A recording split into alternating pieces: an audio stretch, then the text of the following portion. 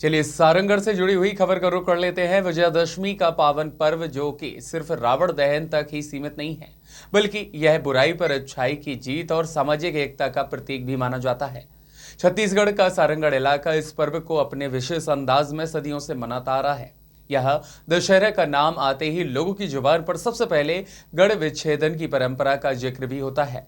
रियासत काल से चली आ रही यह परंपरा इस बार भी पूरे वैभव और श्रद्धा के साथ निभाई गई। खेल भाटा मैदान में जुटी हुई हजारों की भीड़ से नगर का खेल भाटा मैदान शाम को जनसैलाब में तब्दील हुआ।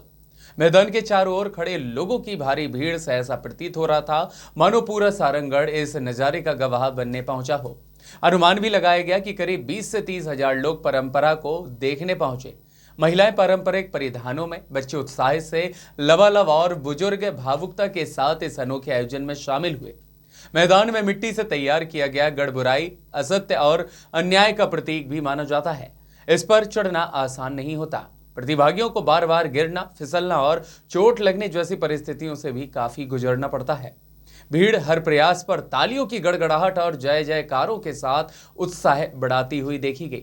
लंबे संघर्ष के बाद आखिरकार अजय नामक युवक ने गढ़ फतेह कर लिया और उसके गढ़ फतेह करते ही पूरा मैदान गूंज उठा। लोगों ने जय श्री राम और जय सारंगढ़ के खूब नारे लगाए। इसके बाद परंपरा अनुसार विजेता अजय ने ही रावण दहन करते हुए विजयदशमी का संदेश दिया। गढ़ जीतने वाले अजय को सारंगढ़ राज परिवार की ओर से विशेष सम्मान भी दिया गया। उन्हें धोती, धनराशि और शील्ड भी भेंट की गई। यह सम्मान सारंगढ़ की वर्तमान राजा पुष्पा देवी सिंह और डॉक्टर मेनका देवी सिंह ने प्रदान किया।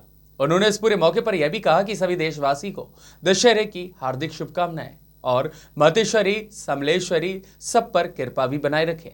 गढ़ विच्छेदन सिर्फ एक ऐसी रस्म नहीं, बल्कि यह हमें सिखाता है कि चाहे संघर्ष कितना भी कठिन क्यों ना हो, अंततः जीत सदैव सत्य और धर्म की ही होती है। वहीं पुलिस प्रशासन की व्यवस्था चाक चौबंद नजर आई। भारी भीड़ को देखते हुए जिला प्रशासन और पुलिस विभाग ने सुरक्षा की विशेष व्यवस्था की थी। मैदान के चारों ओर पुलिस जवानों की तैनाती की गई। यातायात व्यवस्था को भी दुरुस्त किया गया, जिससे कि भारी भीड़ के बावजूद भी कहीं अव्यवस्था की स्थिति भी नहीं बनी। मंच पर विशेष रूप से जिला collector doctor Sanjay Kannauj, doctor परिवेश मिश्रा और सारंगढ़ विधायक उत्तरी जागड़े मुख्य रूप से उपस्थित नजर आए। उन्होंने आयोजन की परंपरागत गरिमा और स्थानीय लोगों के उत्साह की खूब सराहना की। गढ़ विच्छेदन की परंपरा का इतिहास सारंगढ़ रियासत काल से भी जुड़ा है। बुजुर्ग यह भी बताते हैं कि राजाओं के दौर में दशहरे को सिर्फ रावण दहन तक सीमित नहीं रखा जाता था। उस समय मिट्टी का गढ़ तैयार किया जाता था और उसे जीतना ही असली विजय का प्रतीक माना जाता था। आज जब पूरे देश में दशहरा रावण दहन के रूप में मनाया जाता है, तब सारंगढ़ का गढ़ विच्छेदन इस पर्व को प्रदेश में और भी खास बनाता है। और शायद यही वजह है कि प्रदेश भर से लोग यहाँ पहुंचते हैं और इस परंपरा के साक्षी भी बनते हैं। सारंगढ़ से जीत तिवारी की रिपोर्ट। इस साल अधिक बारिश हुई और दशहरा जल्दी आ गया। अनेक लोग